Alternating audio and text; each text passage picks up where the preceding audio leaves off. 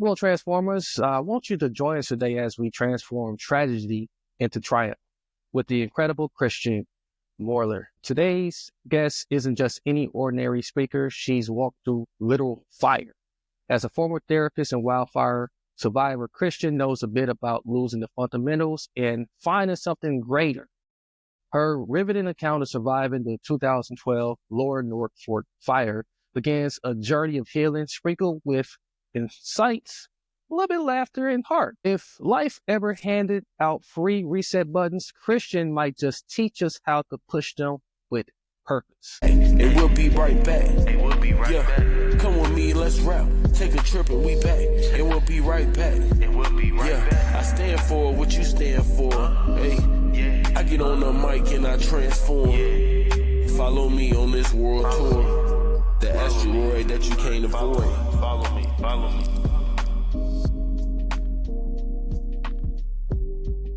So without further ado, we have Kristin with us. And please, for the sake of me not looking like an idiot, pronounce your last name for us.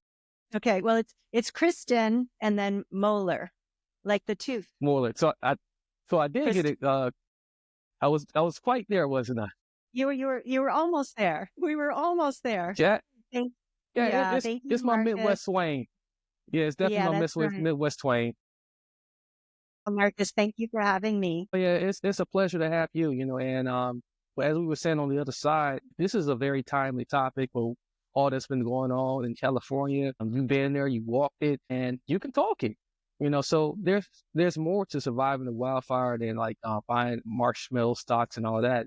It's a delicate dance of grief and grounding. And I want you to just take us through some transformative tools today, and guide our souls into this, how to get out of this dread. So I guess my first question would be, just maybe take us into your story and you maybe give us some introspective. Yeah. So the book that we're talking about is called Phoenix Rising: Stories of Remarkable Women Walking Through Fire, because as you talk about on the show, community is so important when you're faced with something like any kind of trauma, as we know. And I was thinking about the people in California right now.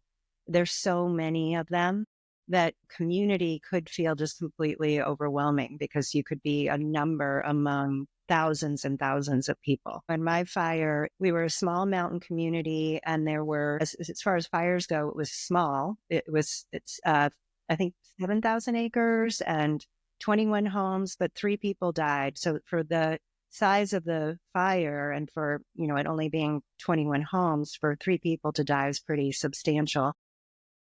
But we came together in community, and, that was one of the things that was just to not have to be alone in it, because it is, I think when you're going through the loss of a home, it's kind of, there are a whole bunch of layers to it, because when you lose a person or a pet, there are resources, there are books about those types of things, but people don't really know what to do when you lose a thing, and they some people kind of treat it like losing a thing, whereas for most people, it's a major loss. It's a before and after, it's a mark in the line in the sand that changes everything. And that's how it was for us, before the fire and after the fire. I mean, it's like, for the world, before COVID and after COVID, we have these things that are before and after.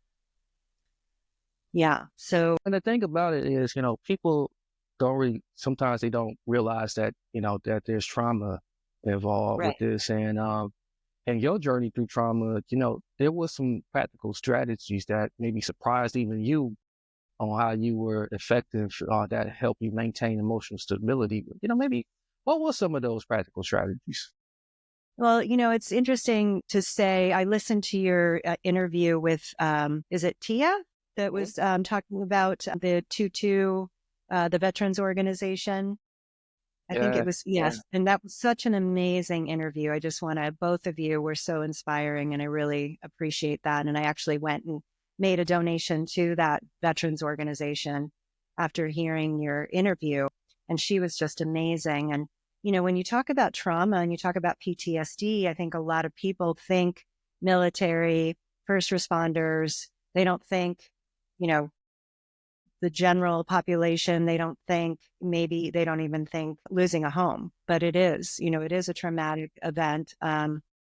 Even if, I happened to be there as the fire was coming up the hill. And so it kind of made it wasn't burning down exactly behind me, but it probably burned within the next 30 minutes, if that. I mean, probably more like 20 minutes after I left. And it was, so it definitely, it caused trauma, it really did. And so I think, how it is, like when you're in it, you're not thinking, oh, I have all these tools, you just kind of do what's in front of you, and so, I mean, I had the background as a therapist and having been through other things in my life. But what I initially did was I wrote. I just started blogging and I just wrote a lot. Your door's opening. Yes, it's Someone's coming in.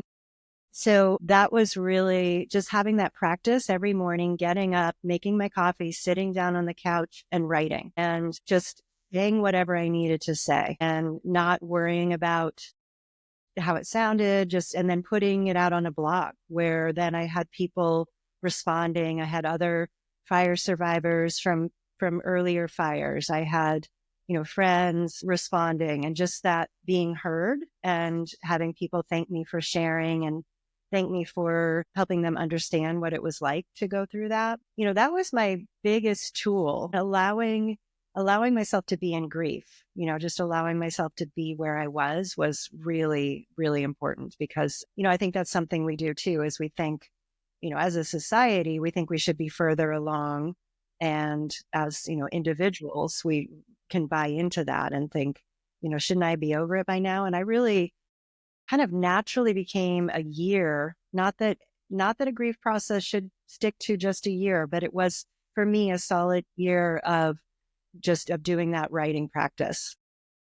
So that was one of the, I think I think you, maybe in your email to me, you talked about comedy. I actually did a stand-up comedy routine during this period of time. I had a dear friend, her name is Kristina Hall, and she teaches people to do stand-up. She's a very brilliant comedian. And I needed that, it was like that edgy humor, the edginess and needing to not make light of it as in diminishing it, but just play with the edges of it and, kind of the crazy things that people say to you, like when we were sifting through the ashes on one of the first times we had, I think most people do tend to sift through their ashes just to see what you can find. And it's amazing. I mean, it's all artifacts. It's nothing really, usually nothing keeps its form, but we had heard a story. My husband had gone for a business trip and we'd heard a story about someone finding a wedding ring that they had left behind. And he had,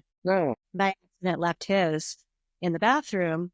And so we were looking for that and we never found it, but it had us just sift through the ashes. And we had a bunch of friends helping and we had it all kind of set up and, dust masks and screens so we could drop the ashes through. And a friend showed up, someone who I didn't know that well. I was standing there talking to him and another person. And here's this, destruction behind us. And he said, it must be so freeing not to have any stuff. And I just thought, I mean, really? You look at this burned out. Good time to say that, right? Not the time. No. Yeah. So, wow. Yeah. Yeah. Wow. Kristen, what you have just shared with us is truly remarkable. And like the biggest thing that stood out from what you just, opened it to us and was vulnerable with us about is the fact that like people expect you to like just get over it. And a lot of times it's trauma that's kind of like stuff in the closet, just like we saw my closet opening by my cat, and, but in all serious thing, we sometimes we need an emotional compass to guide us through our trauma and how others might recognize their own, what would people want to like use for their emotional compass to recognize that they have trauma. Yeah, gosh, that's such a good question. And referring back to Tia, your interview with her again, she said something really great about the layers of trauma. And I forget how she said it exactly, but how it can get more confusing over time if their particular traumas are not dealt with. And, I think it's, for me personally, it was another layer. And I knew to deal with the fire, but there was still underlying trauma that I hadn't yet dealt with. Even though I've been doing work for many, many years, there was just some underlying things that I hadn't yet dealt with that kind of came to the surface later. So I think, it can become this cesspool of traumas, and you sometimes don't even know what is what and what you're reacting to. And, I think with the fire, it was because I was super clear of how much our home meant to me, to us, my husband and myself. It was a place that it was a sanctuary. It was magical little cabin on the side of a mountain. And it was just it was our dream home.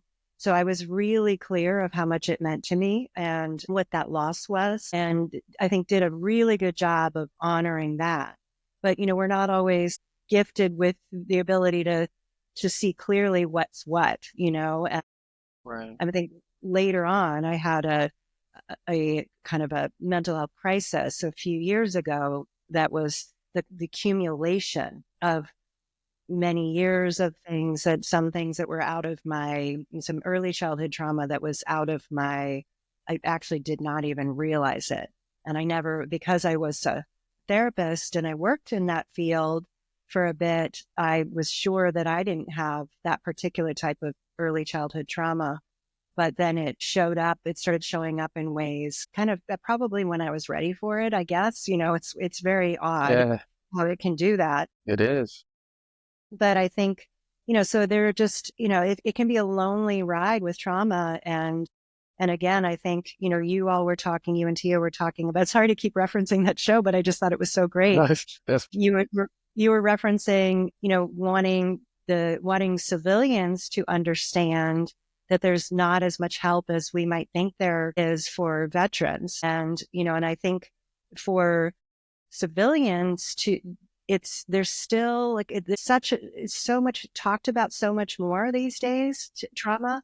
But I think there is still this, well, I didn't experience combat. I'm not a police officer who experienced this, so I don't have a right to say PTSD or, and then there's the other extreme where the word trauma can just be overused for everyday I stubbed my toe and chipped my brand new pedicure. I'm traumatized, it can be overused like that, So it's an interesting arena, and I think we're getting better as a society to recognize it, but we're also kind of in this weird, it's, a buzzword, but too much of a buzzword. But I know that, when I went through my experience a few years ago, I was not wanting to talk about it. I was not wanting to just put it out there. It was a very select group of people that knew what I was experiencing because it was, the fire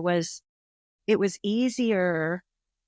And for me, it was easy for me to put myself out there with that because it was so latent, and I had pictures to prove it and I had the impact. But 3 years ago, it was not that. It was, it was something that felt more dark and murky and I wanted to keep hidden, and there was a lot of shame around it. So it's been interesting to experience these various types of trauma and the ways I respond and the ways I'm afraid people will respond. And even being someone with all my tools to find myself in that place was quite something. Oh. Yeah, isn't it like you speaking my language right now? Yeah. Like, I mean, after talking with so many, different therapists and so many people who are versed in this or got the life experience in addition to having the education, background such as yourself, it's remarkable because people don't realize it's just like the colors of the rainbow, right? It's a rainbow, but there's different colors inside of the rainbow and that makes up this rainbow. And such is true with trauma. There's different layers, there's different, colors and all ways that it may appear or may not appear, and before you know it, it's like, okay, I've been ignoring this thing for this long, and now am I placing myself in a certain category of people or not? And I think with the way society has painted, mental health and trauma, and like you said, sensationalizing it, and it's now like clout chasing when you mention it. Oh yeah, I can identify with that, but can you really identify with it? I think what really kind of helped you, if you correct me if you're wrong, is meeting Kristen Hall. And by the way, shout out to Kristen Hall. She's phenomenal. I have not yet to personally meet her or experience her, but like she's phenomenal for what she does. Yeah. And I remember having a year of comedy stand up myself, and that was really a big part of my healing journey. So seeing that it's played a huge role in your recovery, why is it essential to find light in dark times, using comedy?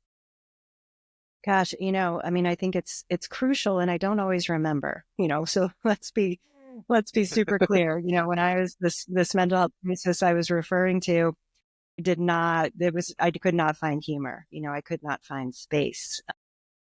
But I think it is, I've been in 12-step programs for a long time, and I think there is so much humor in those rooms. And we laugh at the most, bizarre things that if someone was overhearing, you tell this horrible war story of addiction and people laugh with recognition. But I think, I think that I think my spirit is naturally kind of lighter, which I think has really saved my life throughout the years. And then that tendency towards wanting to laugh and wanting to, sometimes, that shared laughter is one thing. That shared laughter is community. That is, hey, I hear you. I get it. I've been there. It looked that ugly for me too. So I can only just laugh with you. There's that community and feeling not alone. And I think it's some perspective, putting it in perspective, being able to have a little separation and putting it in perspective, because it can just consume us otherwise. In my writing, initially in my writing, probably there wasn't much that was funny in my writing for that year, except for what I was doing for that comedy course. But in my writing now, I kind of know that I'm getting to somewhere. My initial time, it usually has to be like really getting in touch with the emotions and letting myself feel how awful something was. But then I want to somehow I want to get to a place where I've found the humor in it as well, where I have that. And it's kind of like I was at a bonfire in the beach last night, and I sat with a woman who worked for 30 years as a assistant to the county attorneys, and in an area where there was a lot of crime, and her husband was a cop, and we were just talking about that. When I worked for the state attorney's office when I was first getting my master's degree as a victim advocate, and I worked with sex crimes and child abuse. And, there's nothing funny about that. Nothing. But the attorneys, there was this kind of sick sense of humor that they needed. Have you watched Landman with Billy Bob Thornton? Well, but Bob Thornton is amazing though. Oh my gosh. Okay. He's amazing. And just to, it's like kind of his humor where he's just, it's like dark, there are dark situations that he's dealing with. But in order to survive, you have to, that is a survival tool to try to find ways you can laugh and find otherwise you just give up. This woman was just saying 30 years. I worked for maybe 2 years for the state attorney's office, and then I had to move on to other things because it was just too heavy. But 30 years, you have to find some humor. I think it's a sign of a healthy spirit and soul to be able to get to that place, but it's also something that shouldn't be rushed. Unfortunately, I have some beloved friends who have lost children, there's nothing funny in that, nothing, and it's not like, I don't even think that would be the thing to do a comedy show about. It's just, so it's one of these things. It just all depends. If it feels like an absolute no to the person that's experiencing trauma, then don't do it. It's too early. If it ever feels like an opening of something that might lighten you in some way, if you can be in a room full of people who've experienced what you've experienced and you guys can smile about it, there's something to smile about in a shared experience, then that's the time. But it's not like you should find the humor and you have to find the humor and all of that. Just for me, it was something that helped me kind of pull out of some darkness. Yeah. I like to always say that, God, his first act of sense of humor was giving us emotions, Mm.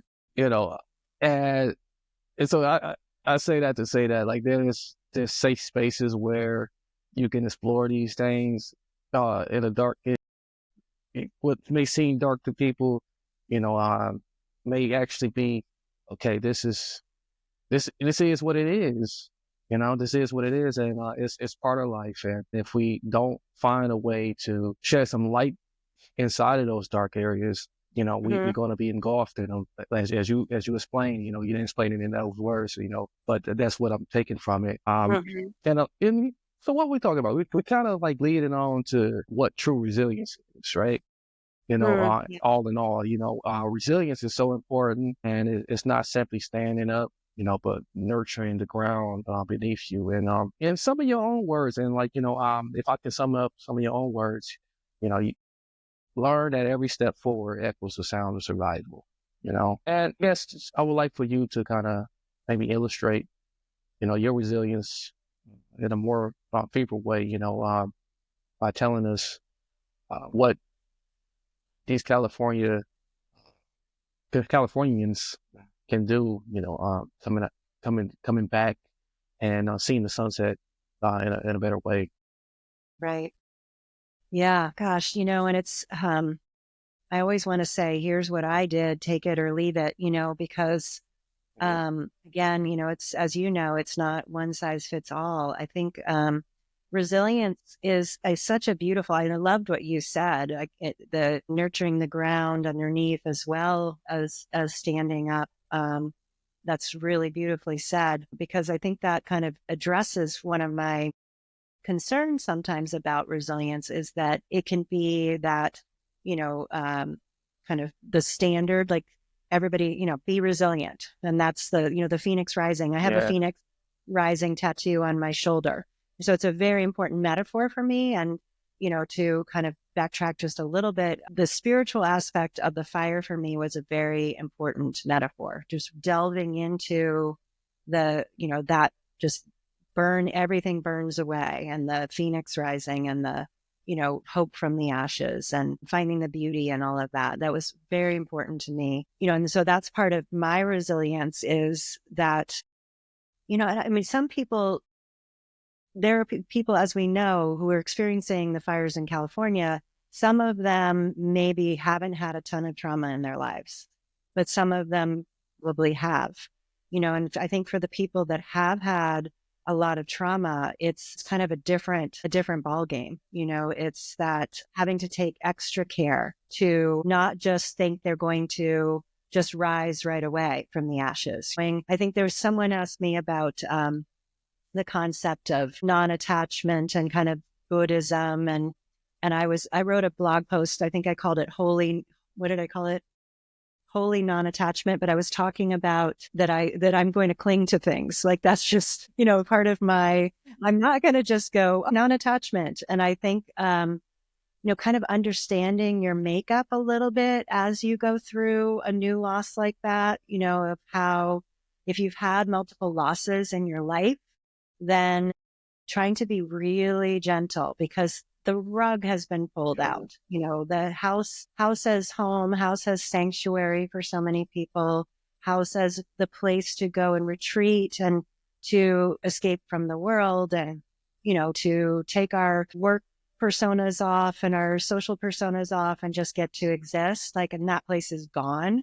It can be, and I'm just even saying that, I'm just getting chills for the people that you're ungrounded. So I think that expecting resilience right away, I think it's like one foot in front of the other for a while until you get to resilience, and one foot in front of the other. When you look back on it, that's resilience, And I think of my most recent, my mental health crisis. It was, my gosh, I mean, during that, it was I could not see a way through. And I really had to do one step in front of the other. And, and again, just to reiterate it, that was a lifetime accumulation of trauma that was then triggered by a traumatic event that then everything kind of was in my face. But being in it, it was the worst thing I've ever been through. I mean, worse than the fire. And the fire added to it. It was another traumatic event that was kind of in there. But, so when you're in it, sometimes it is just put one foot in front of the other, just the next right thing, just the what has to be done today, just the what has to be done this minute, what has to be done this hour. It's very, I mean, in the 12-step programs, it's one step at a time, but it can be, and one day at a time. But sometimes we need it 1 hour, 1 minute, 1 second. Can I get through this next minute? So there'll be people that are hit at that level, and then there'll be people that are just kind of like, well, reborn, I'm reborn already. And most likely, most of them will not be quite to that reborn already, but because there's just so much to deal with. There's so much. And when you're talking about the level of loss that has happened in California, the fires at that level where it's just, just devastation everywhere you look. I mean, that is that's a whole nother thing too. I want to kind of press you a little bit because people are going to stumble along the way. Can you share any specific stumbles along your path that maybe taught you more than like achievements themselves, and maybe how others like find lessons in their own setbacks? Of stumbles I've had? And I've had many stumbles. And are you talking more things that have happened kind of to me, or are you? But here's the thing, so I think the best metaphor I could use, I like using metaphors. So yeah, it's like a professional athlete returning from a serious injury, right? And they go into the first game and they being extra careful, and before you know it, they making all of these mistakes, even though they have already been rehabbed and kind of been coached on, like, well, you can move this way, this is your new way. And thus the same is with like, dealing with trauma and dealing with like situations that like, are so devastating that of course we have learned from them, but we're still like tripping up and don't know how to properly respond, and things that might trigger, that episode all over again. Oh yeah. I know. Yeah. I mean, I've been kind of, it's funny because this incident that I'm talking about, it was really, I think, it was summer of 23. So however long I guess it's only been a year and a half, not 3 years. So I'm someone who got into 12-step recovery when I was 23. And then I went back to school right away and earned a master's degree in counseling, and kind of found my purpose working with people, helping others to recover from addictions. And I had an eating disorder, so to recover from eating disorders. And so that was the beginning of my path. I've been on a path for a long time, maybe longer than you are old. I don't know how old you are, but you look pretty young. Since 1989, I've been on this, on this journey. So, you would think kind of like, you can imagine the idea that you think that, I have tools, and so I will keep kind of growing and growing and growing and growing, and that has been the case. And I think so, I've had pregnancy losses. I had melanoma. My mom died suddenly, unexpectedly. One of my very best friends, right 2 days before my mom died of cancer after only 4 months of being diagnosed. That was post-fire. I've had, pretty serious problems in my marriage. We're still happily married, but, we walked through the things that some couples walk through. All of that has felt like that phoenix rising until we got to, in 2021, I had a memory of early childhood sexual abuse that was completely hidden from my view.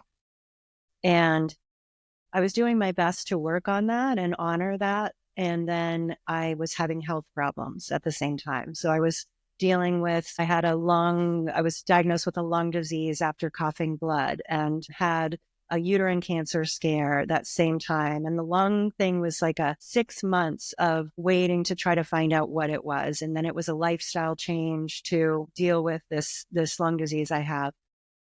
And all of that. And I definitely started getting a little tired with the health stuff. I was like starting to kind of stall out a bit. And then I had this incident that triggered my childhood sexual trauma that was barely a body memory. And when that happened, I have tinnitus too. I've had tinnitus for 15 years. That's the ringing in the ears. And, but it was always at a manageable level. When this traumatic event happened in the summer of 23, it triggered my tinnitus, which triggered insomnia, which triggered anxiety, but everything really was triggered all at once. And I went from being highly functional, someone who had walked through all of that, all the stuff I mentioned, and was very, I've always worked so hard. And my complaint would be to when I go to therapists is, why do I work so hard yet still struggle as much as I do? And the answer came when I had the memory of early childhood sexual abuse. That explained this, because it was this unknown thing that was just dragging me down. Yeah. But it didn't come to a head until 2 years later, till the summer of 23, when this event happened that triggered all of that. And I crashed, man. Like I crashed hard, and I was suicidal. I didn't think I could make it through. And thankfully, I know how to ask for help. And I was very, fortunate to have resources to ask for help and find help. And I got help, but it took months till I felt stable, months. Mm-hmm. And so I would say that's a pretty big stumble for someone at, I'm 58 now. So I was 50. I get confused on the years. Well, it was 2 years ago, 2023, yes. The summer. For someone at that phase of life who had done the amount of work I had done and had the degree that I have and have all the training that I've done, and to help the people that I have, and to have the support system that I have, to crash that hard and that far down. I mean, that was a stumble. And it's, I'm a different person right now. But it still can come, like, I think when you crash, you have a serious mental health crisis. It creates its own trauma, because it is all of a sudden what I counted on, which was a level of mental health that I could count on. Even though I could struggle, I have anxiety or I have some depression and I struggle, it was never like that. And so when you see how delicate the psyche is and the system can be, that's a scary thing in itself. That's a terrifying thing in itself, because it's like, will it happen again? Will it happen again? And I've had to prove myself through walking step by step. But during that summer, it was literally what I was saying earlier, like, just get through today, just get through the next hour. Are you okay right now? Are you okay right now? Yes. Okay. I'm okay right now. I can get through, It was like that. So I think that is, and it's not, I've not shared about this. Like, it's not, I've started writing about it. I may put my writing out in the world about it. I would like to, because I think it's, like the work you do. I mean, it's really inspired me to get back to, I had the idea to promote this book, to try to, because the book came out in 2016, I think. I can't remember exactly, but it needs to be in the hands of more people, because it helps. Yeah. Really, it will help the people who are going through it, but more, it will help friends of people, loved ones of people, coworkers of people, to understand what it's really like to go through it. Because when you lose your house, first thing you're thinking is not, I'm going to read this book, And so I had this idea of, like, I really want to put this stuff out there. So I thought, I want to do some publicity for it. I want to start talking about it. But what naturally started to happen is I realized I can't not talk about summer of 23, because it would be a lie to not. And that's my biggest trauma experience ever. And so what's happened is I've started to come out of my shell in a way. I mean, I was, good and solid. And if you asked any of my friends and my support network, they would say, oh, I think she's better than ever. But I was still in a cocoon of, I don't know what my purpose is so much anymore. I'm at a crossroads in my career. I haven't been, I used to do what you do, interview people and speak and all of that. And I haven't been wanting to do that. And so it's helped me. This is the next part of my coming out of, like, literally it's happening as we're speaking, that I am coming out of a place that I was in that was so dark and so scary and so awful. And so I didn't know if I could get through it, to, okay, now I can come and talk about it. And I can't quite laugh about it yet. That's what I mean about, like, I'm crying right now. I can't quite laugh. Although my husband and I said, what can we call it? And he's from Tennessee. So we're like, how about we call it your spale? You went through a spale. So, like, that's as much as I can laugh about it right now. And because it wasn't funny at all. Anybody who's had, like, a mental health crisis where they don't know if they're going to make it through or not, it's not funny. It's scary as shit. I hope I can say that, the S word. Yeah, you can. Yeah. So, Yeah, they allow me up to like a couple now that I'm monetized. They allow me a couple, when it's in good content. Yeah. Okay. This is, very useful context for like what you describe. And I thank you for your, for being vulnerable and sharing that with us. I mean, there's so many people out there that need to hear this, and I'm grateful for it, grateful for this moment right now. Before we transition into like, our sponsor, I just want to say this about it, your strength combined with your emotional intelligence. If we was to put that on a teeter-totter, and on the other side of that, we put like all of these vague issues, whether it's yours or someone else's, you'll bounce that thing out into the universe, So, so it's very amazing, to connect with like-minded people and like, people who can understand deeply, what you may be going through, even though it may not be that specific thing, but it's a thing. Oh, I like to say it's a thing. Yeah. Thank you. And this definitely is the story of a phoenix rising. We need this. Yeah, thank you. So for those who out there, listen, we're going to check in with Kristen, and we're going to take a quick break.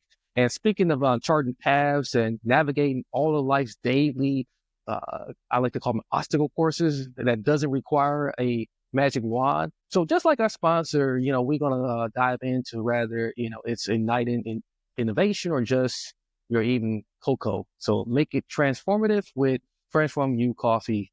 We'll be right back. Are you tired of starting your day feeling unmotivated and foggy? I want to introduce you to a coffee that not only tastes amazing, but also helps you start your day with purpose and clarity. This is a premium coffee blend that I personally created. It has a rich, smooth taste that will energize your mind and sharpen your focus so you can take on the day with confidence. But that's not all. This coffee is also ethically sourced, which means that we work directly with the farmers to ensure that they are paid fairly and that their communities are thriving. And here's the best part. A portion of the proceeds from every bag of coffee goes towards mental health initiatives and community development projects in Uganda and Rwanda. So when you drink this coffee, you're not just enjoying a delicious beverage, you're also making a difference in the world. And right now you can get a 12 ounces bag for just $26. That is less than $2 per cup. It's time to start your day the right way. Okay, everyone, we are back. This is Marcus Earp on the Transform You Live show with our good friend here, Kristen. She's been taking us through so much importance of like, not only just getting through wildfire, but, our own different wildfires of trauma that we go through. We face them at any different particular part of our lives, and we just don't know when it's going to happen. Even when we feel like we got it all together, life circumstances where it may trigger off like, where it started from, and where we didn't know or realize it started from, and here we are, So, but just like it says, it takes a village to raise a child, but perhaps it takes a whole community to mend the heart, So we're going to dive in with Kristen and explore some profound power and stories and community. So, Kristen, what's your encouragement, right now? You emphasize the importance of community in overcoming grief. How did your community influence your healing process? I think hugely, I want to say, and I think cultivating it, because some people will feel like, well, I don't have that. If you feel like you don't have it, find a support group, because there are support groups, and then all of a sudden you will have it. And I learned that in early recovery, 12-step, I didn't know anybody who was 23 years old and quitting drugs and alcohol, getting healed from an eating disorder and was living a healthy lifestyle, but I found them in 12 steps. And so I think that it's, some people have strong communities, and I do. I've built a huge, strong community. Although, when we're in the dark spaces, we can easily think I'm all alone. Nobody understands, I mean, I literally on my phone, I have my, how we can do on the iPhone, and I'm sure the other phones too. I have my favorites. And so I have like 15 people on there, and I can go through the list and I can look at, and sometimes I'll go, they might be too busy, or maybe they won't understand, or but I can usually find someone. And I mean, it's another 12-step lesson. It's like you get a phone list and you just start dialing, you just pick up that phone, that 95-pound phone, and you start dialing.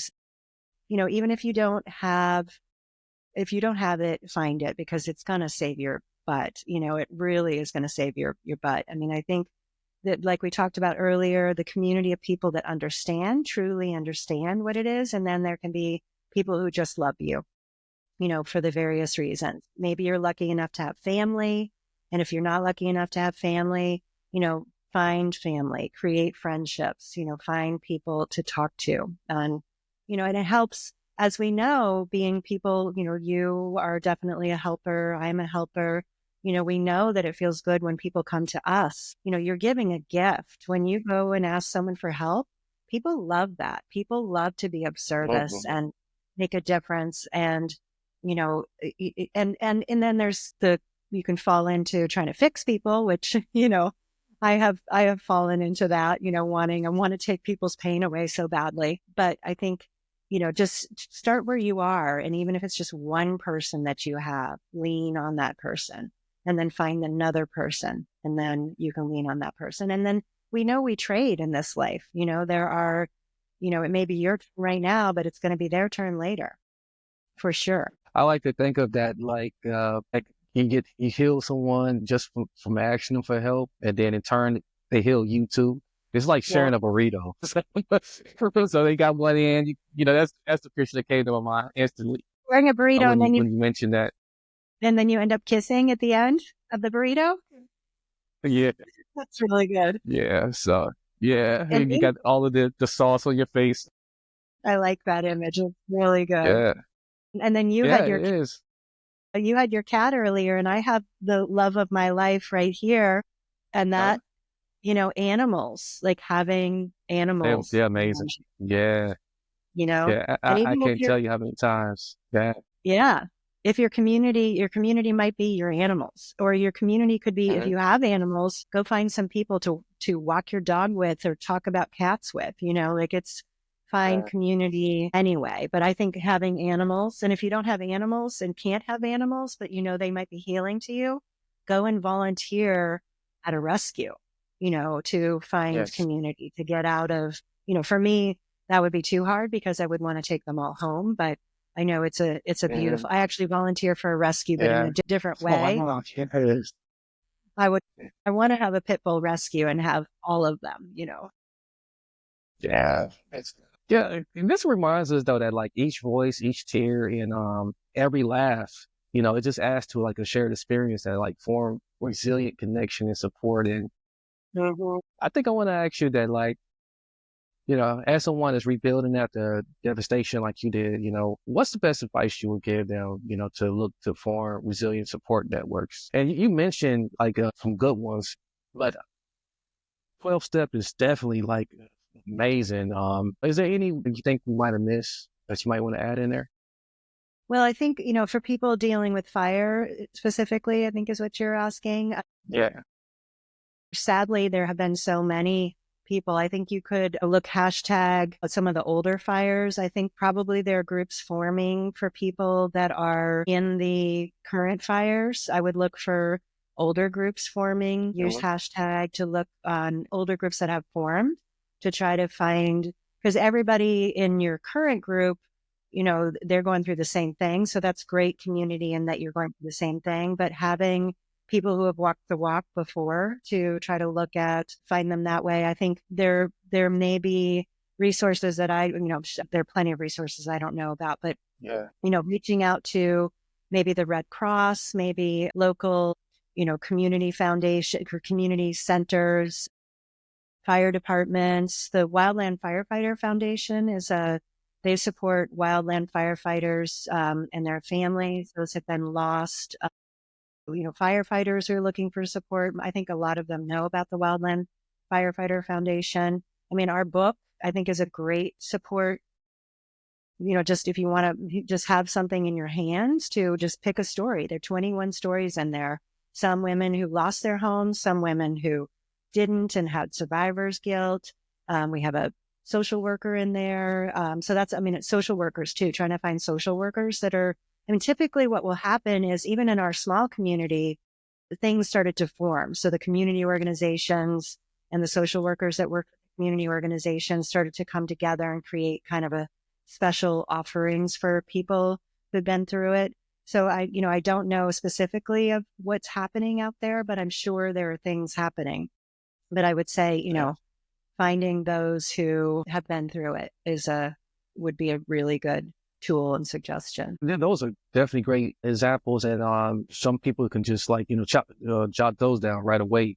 And I would just add, I don't know if you said it. I think you did say Salvation Army. Salvation Army is amazing too. Yeah, that's a good one. Yeah, yeah, they're definitely amazing. I love the work they do as well. And Facebook, like that's one of the best uses of Facebook is to find people who totally sharing what you are like experiencing and share different interests and whatnot, and connect people around the world. I think that's terrific. So maybe just share like again the title of the book and where we can find it. Because I think that's going to be a very easy resource that you can continue to review back and and get some instant support. Yes. So the book is called Phoenix Rising: Stories of Remarkable Women Walking Through Fire. And it is wherever books are sold. So any of your online retailer, or if a bookstore doesn't have it, they can order it because it has the normal distribution channels. So it can be ordered through any bookstore.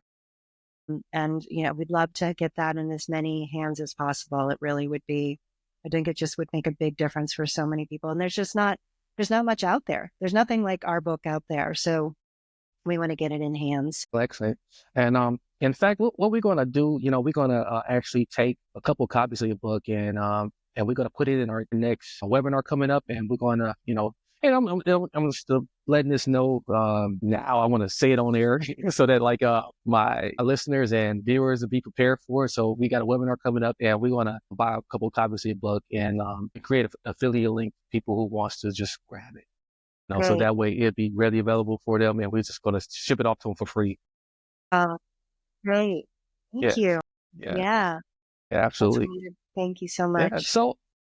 So as we, we wrap this thing up here, I think we want to take note that comedy is great to get through life, but the ultimate call to action is that, we do tap into your unique joy, splash with your warmth and your wisdom and with all the actionable steps that this episode today encourages us as a whole to move on. Those who are going through this, this devastating event, which, even things that are bad and dark, God can make good and positive, So there's a chart to get on, when we, as we chart through the waters, let's put it like that, towards our renewal journey. And I thank you for that.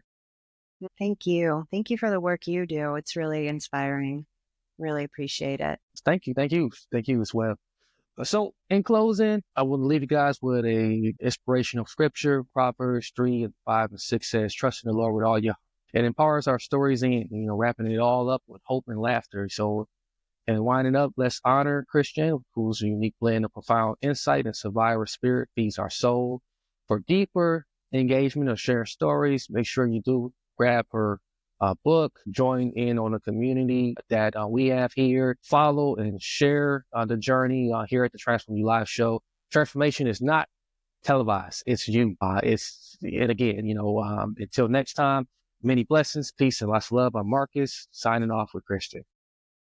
Thank you. I stand for what you stand for. I'm at your door like the landlord. I can see the future, yeah, I fast forward. I get on the mic and I transform. Follow me, I'm in rare form. Follow me on this world tour. The asteroid that you can't avoid.